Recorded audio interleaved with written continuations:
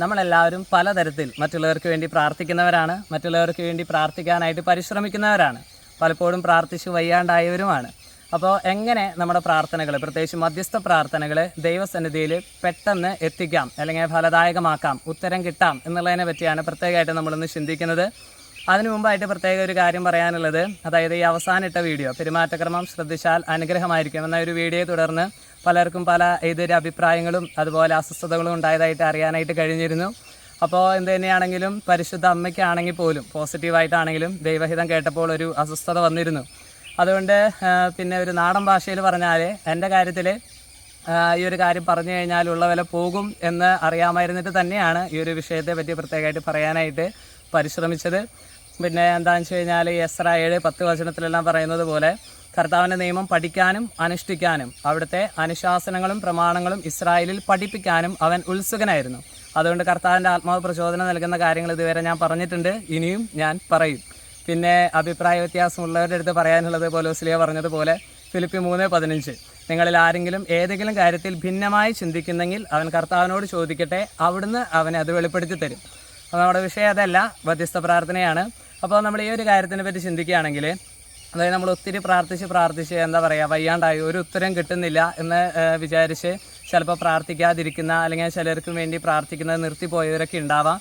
അപ്പോൾ അതായത് ഇങ്ങനെയും കൂടെ ഒന്ന് ട്രൈ ചെയ്താൽ നല്ലതായിരിക്കും. അതായത് നമ്മുടെ വചനഭാഗം ലൂക്കാസ് സുവിശേഷം 22 അധ്യായം അതിൻ്റെ 31ഉം 32ഉം തിരുവചനങ്ങളാണ്.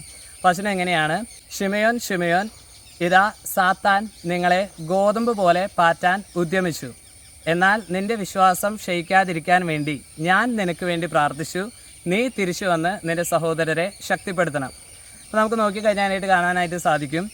അതായത് ഈശോ ശിമയോനോടാണ് പറയുന്നത് സാത്താൻ നിങ്ങളെ ഗോതമ്പ് പോലെ പാറ്റാനായിട്ട് ഉദ്യമിച്ചു എന്നുള്ളത്.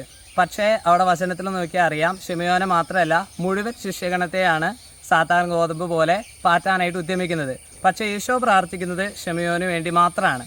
കാരണം ശിമയോൻ ആ ശിഷ്യന്മാരുടെ ഹെഡാണ്, ലീഡറാണ്, തലവനാണ്.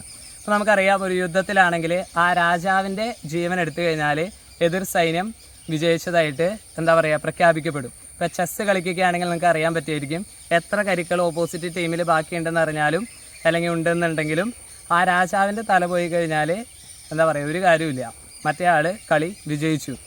അപ്പോൾ അതുപോലെ തന്നെയാണ് ഈ ഒരു വചനഭാഗം പറയുന്നത്. അതായത് നമ്മൾ പ്രാർത്ഥിക്കുമ്പോൾ ആ ഒരു പ്രത്യേക ഒരാളുടെ ആയിരിക്കുന്ന ആ ഒരു ഗ്രൂപ്പിൻ്റെ ഒരു ഹെഡ് ഉണ്ടാവും. ആൾക്ക് വേണ്ടി പ്രത്യേകം ഒന്ന് പ്രാർത്ഥിച്ചാൽ എന്താ പറയുക പ്രാർത്ഥന കുറച്ചുകൂടി ഫലദായകമായിട്ട് മാറും.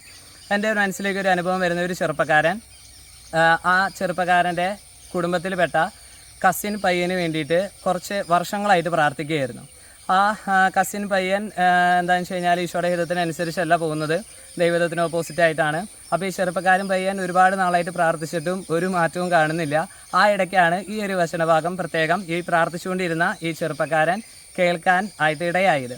അപ്പോൾ കർത്താവിൻ്റെ ആത്മാവ് പ്രത്യേക ഒരു പ്രചോദനം, ഒരു പ്രേരണ കൊടുത്തു ആ കസിൻ പയ്യൻ്റെ അപ്പന് വേണ്ടി, പിന്നെ ഈ കസിൻ പയ്യന് വേണ്ടിയും കുടുംബാംഗങ്ങൾക്ക് വേണ്ടിയായിട്ട് പ്രാർത്ഥിച്ചു തുടങ്ങാനായിട്ട്. അപ്പോൾ ഈ ഒരു വചനഭാഗം കേട്ടതിൻ്റെ അടിസ്ഥാനത്തിൽ ആ ചെറുപ്പക്കാരൻ പ്രാർത്ഥിച്ചുകൊണ്ടിരുന്ന ആ ചെറുപ്പക്കാരൻ ഇങ്ങനെ പ്രാർത്ഥിക്കാനായിട്ട് തുടങ്ങി. അതായത് ആ കസിൻ പയ്യൻ്റെ പപ്പ ആരാണോ പപ്പയ്ക്ക് വേണ്ടി പ്രത്യേകം പ്രാർത്ഥിച്ചു തുടങ്ങി. ആ പപ്പയ്ക്ക് വേണ്ടി പ്രാർത്ഥിക്കുന്നതോടൊപ്പം ഈ കസിൻ പയ്യന് വേണ്ടി, നന്നാവാനുള്ള ഈ കസിൻ പയ്യൻ ആരാണോ ആൾക്ക് വേണ്ടി പ്രാർത്ഥിക്കാൻ തുടങ്ങി. ഒപ്പം കുടുംബാംഗങ്ങളെല്ലാം സമർപ്പിച്ച് പ്രാർത്ഥിക്കാൻ തുടങ്ങി. അങ്ങനെ ഒരു വ്യാഴാഴ്ച രാത്രി മുതലാണ് ഇത് തുടങ്ങിയത്. പിറ്റേ ദിവസം വെള്ളിയാഴ്ചയായിരുന്നു. വെള്ളിയാഴ്ച ഈ ചെറുപ്പക്കാരൻ, ഈ പ്രാർത്ഥിച്ചുകൊണ്ടിരിക്കുന്ന ചെറുപ്പക്കാരൻ സാധാരണഗതിയിൽ ഫാസ്റ്റിംഗ് എടുക്കാറുള്ളതാണ്. അപ്പോൾ ഫാസ്റ്റിങ്ങും അതോടൊപ്പം അന്നത്തെ എല്ലാ പരിത്യാഗങ്ങളും പ്രാർത്ഥനകളെല്ലാം ഇങ്ങനെ ഈ ഒരു പപ്പയ്ക്കും അതുപോലെ ഈ പയ്യനും ഒപ്പം ഈ പയ്യൻ്റെ ഫാമിലിക്കും വേണ്ടി തന്നെ പ്രാർത്ഥിച്ച് കാഴ്ചവെക്കാനായിട്ട് തുടങ്ങി. അങ്ങനെ അടുത്ത വെള്ളിയാഴ്ച ആകുന്നതിന് മുമ്പേ എന്താ പറയുക ഈ ചെറുപ്പക്കാരൻ ഒരു കോൾ അറ്റൻഡ് ചെയ്യാനായിട്ട് ഇടയായി. അതായത് ഈ ചെറുപ്പക്കാരൻ, വേറൊരു സുഹൃത്താണ് കോൾ അറ്റൻഡ് ചെയ്തത്.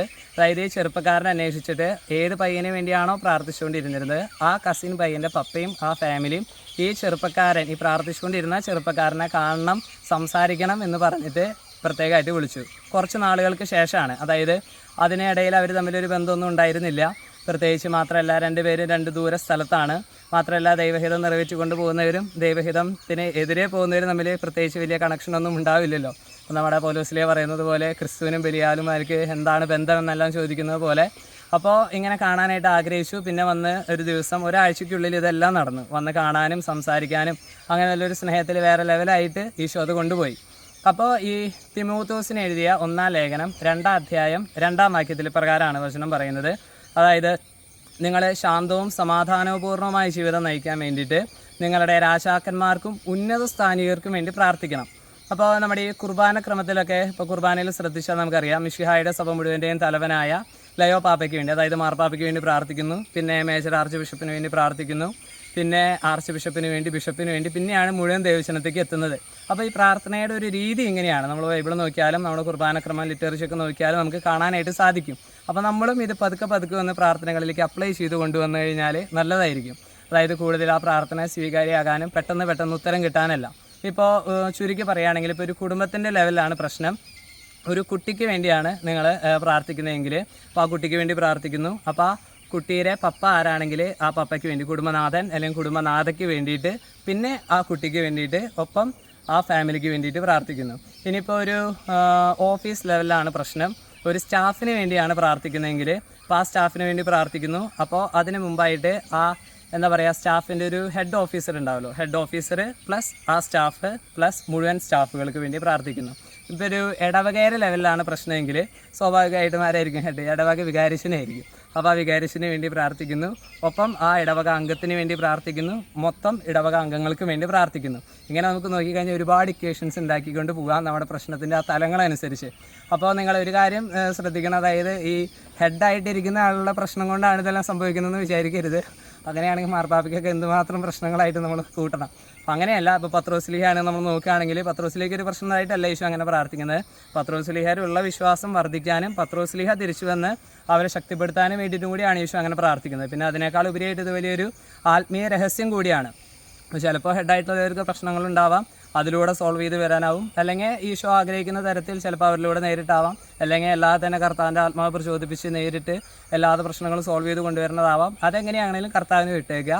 അപ്പോൾ ഈ ഒരു ക്രമത്തിൽ നമ്മൾ പ്രാർത്ഥിച്ച് വരുമ്പോൾ കൂടുതൽ ഫലദായകമായിട്ട് നമ്മുടെ പ്രാർത്ഥനകൾ മാറാനായിട്ട് തുടങ്ങും.